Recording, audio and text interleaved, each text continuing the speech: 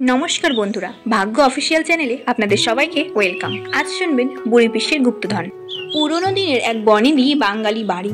সময়টা তখন বিকেল। গাছে গাছে পাখিরা কিচিরমিচির করছে।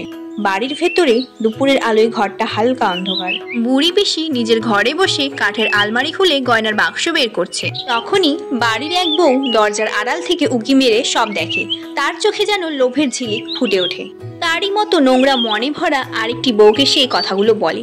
দেখছো তো দিদি, এত গয়না, একদিন না একদিন এটা তো আমাদেরই হবে। বুড়ি আর কতদিন বাঁচবে? কথাগুলো বলতে বলতে তারা সেখান থেকে চলে গেল।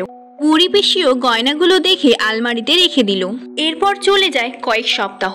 কিন্তু হঠাৎই বুড়ি পিসি মারা যান। শোকের ছায়া যেন ছড়িয়ে পড়ে। এই দুঃখ বাড়ির সবাইকে নাড়িয়ে দিল। সেই দুই বউ যেন আনন্দে লাফিয়ে ওঠে। এই সুযোগে তখন দুই বউ বলাবলি করে, এখনই তো সময় দিদি, তাড়াতাড়ি চলো গয়নার বাক্সটা খুঁজে বের করি। তারা দুই বউ বুড়ি পিসির ঘরে ঢোকে, আলমারি খোলে, বিছানার নিচে দেখে, দেওয়ালের ফাঁকে খোঁজে, কিন্তু কিচ্ছু খুঁজে পায় না। ও দিদি, কোথাও যে পাচ্ছি না গো। কোথায় রাখলে গো বুড়ি? তোমার যকের ধন কি নিয়ে পালিয়েছো নাকি? দিদি বলি কি, এখন ছাড়ো, ঝামেলাগুলো মিটুক, তারপরে এসে খুঁজো। এখন চলো তো। তৃষা পিসিকে খুব ভালোবাসতো। পিসি চলে যাওয়ায় সে অনেক দুঃখও পেয়েছিল। তাই সে একদিন পিসির ঘরে এসে এদিক ওদিক ঘুরে দেখছিল। হঠাৎই তার চোখে পড়ল বুড়ি পিসির ছবির নিচে যেন একটি কাগজ। তৃষা কাগজটি হাতে নিয়ে দেখলো, এটা কি জিনিস? বুড়ি পিসির হাতের লেখা মনে হচ্ছে তো। পিসি এসব উল্টোপাল্টা কি লিখেছে? যেখানে আলো কম, ঠান্ডা বাতাস থামে, কাঠের পেটের ভেতর আমার ধন নামে।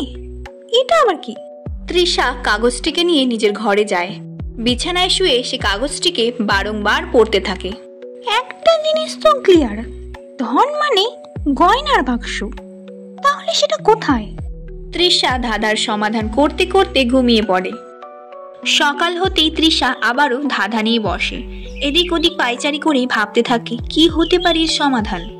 তৃষা মনে মনে ভাবছে, আলো কম মানে অন্ধকার জায়গা, ঠান্ডা বাতাস থামে মানে যেখানে হাওয়া ঢোকে না, কাঠের পেটের ভিতর। কাঠের পেট মানে কাঠের কিছু একটা আলমারি হতে পারে না? ওটা তো দেখা হয়েছে। কাঠের ট্রাঙ্ক, পুরনো কাঠের বাক্স। পেয়েছি পেয়েছি, ইয়েস ইয়েস পেয়েছি। তৃষা বুড়ি পিসির ঘরে যেতেই চাচ্ছিল, কিন্তু না না, এখন যাওয়াটা ঠিক হবে না। রাত হোক, রাতে যাব, চারিদিকে যা নজর।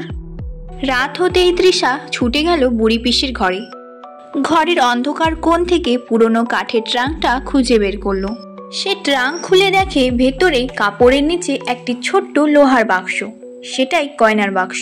তৃষা সেই রাতেই গয়নার বাক্স নিয়ে বাড়ি থেকে বেরিয়ে পড়ে। ঘন জঙ্গল পেরিয়ে সে গিয়ে পৌঁছায় এক পুরনো কালী মন্দিরের সামনে। তৃষা ঠাকুর মশাইকে ডাকে এবং ঠাকুর মশাইয়ের হাতে গয়নার বাক্সটি তুলে দেয়। তৃষার মহান হৃদয় বুড়ি পিসির সমস্ত গয়না মা কালীর উদ্দেশ্যে সে দিয়ে দেয়। লোভ মানুষকে অন্ধ করে, কিন্তু মহানতা ও বুদ্ধি শেষ পর্যন্ত জয়ী হয়।